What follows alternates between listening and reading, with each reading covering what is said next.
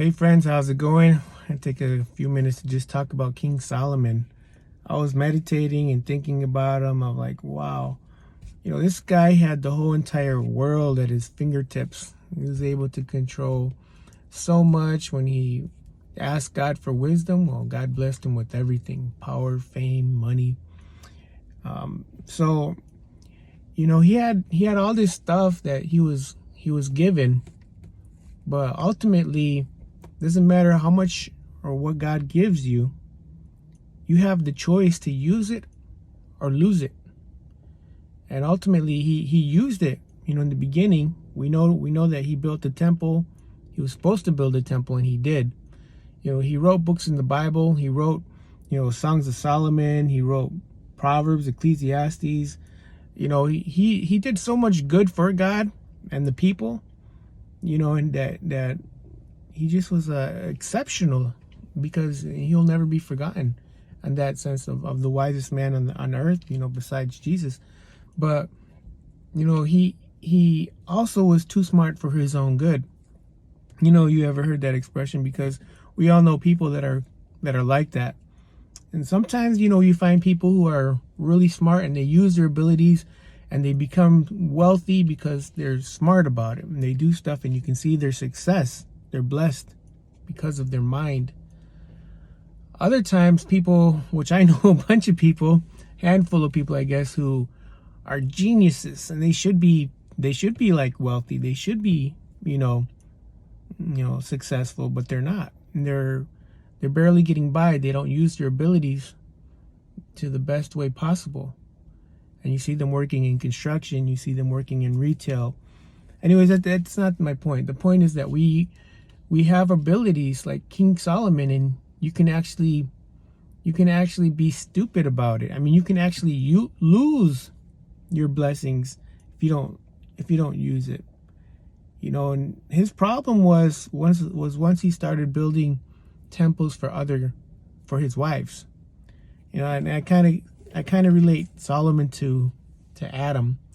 Adam and Eve, because in the beginning, it boils down to, what is it? He really wanted to please his wife, a woman, right? A woman and man. Basically, he loved his woman so much that he was willing to sacrifice humanity for his wife. He's like, I do not want to be alone in this world without my wife. I'd rather eat this apple or fruit, whatever it was, and then lose my wife. He didn't think about God, all that he gave him, like, hey, you know what? He can make a brand new wife for you in a second. But he didn't go talking. He didn't ask God for, hey, what's going on here? He was wise too. Adam was wise, but he wasn't smart enough to realize, hey, this was a trick, because the devil obviously was the one who instigated all this evilness. It was kind of like a big surprise. But for Solomon, it wasn't a surprise. Solomon knew God would turn his back on him if he turned and worshipped other gods.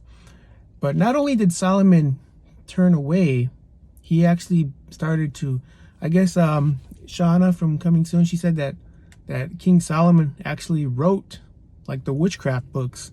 He wrote the black magic books. I don't know, but he was like the originator of all of this stuff. I didn't know that, but I totally can see it, because the scriptures even say that he built these temples for his wives. To build a temple, and there was this one god that I know that he did, because it was for the Moabites, and the Moabites, they worshipped Molech. And Molech, he was the guy with the one with he had the head of an ox, and he had horns. I know you've seen this god, and he's got the body of a man. He's sitting on a temple, and that's Molech. And this god, they would sacrifice kids to. They would sacrifice them. They'd kill them. Flesh and blood is that this god wanted, this demon. So King Solomon built this temple, many temples, because he had a whole bunch of wives, hundreds and hundreds of wives. What was it, 700? I can't remember, but concubines and wives, too many.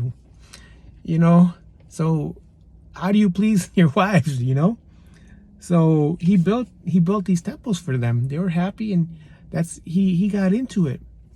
But ultimately, what it is, he didn't lose his wisdom. He lost his God's approval, and basically that's worth more. If you lose God's approval, what do you got? You lose his approval. He don't want to be your friend no more. Imagine that. Imagine God saying, you know what, I don't want to be your friend. It's like having your dad say, hey, I don't want to be your dad. I disown you. What's worse than that? So he didn't care anymore. He's probably at another level with all the demonic activity that was surrounded by him. He didn't just go out of Israel. He went to the world and found women from all over, and he got all these women. So imagine how much demonic activity was around him. So that influence basically did something to him where he actually, chose to his destiny. He really wanted to.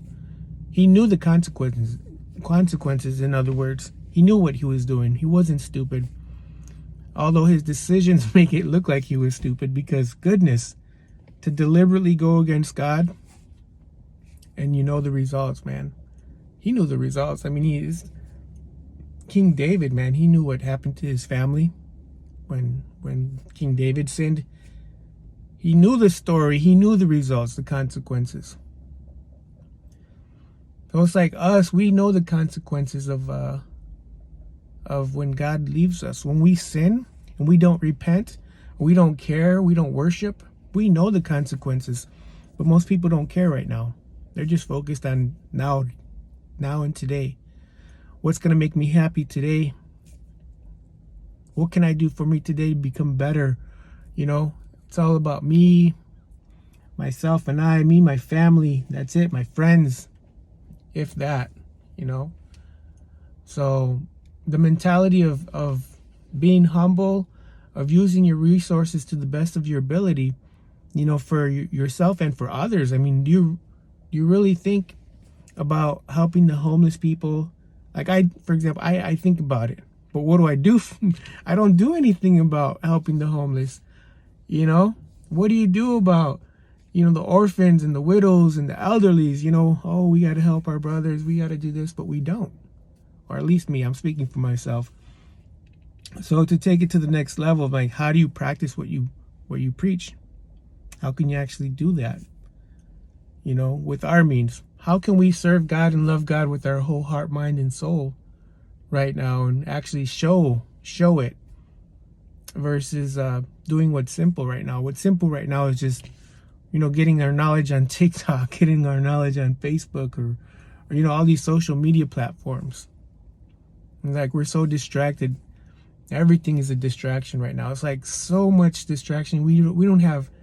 It's like it's overwhelming how you can lose so much life just by flipping your phone, all day.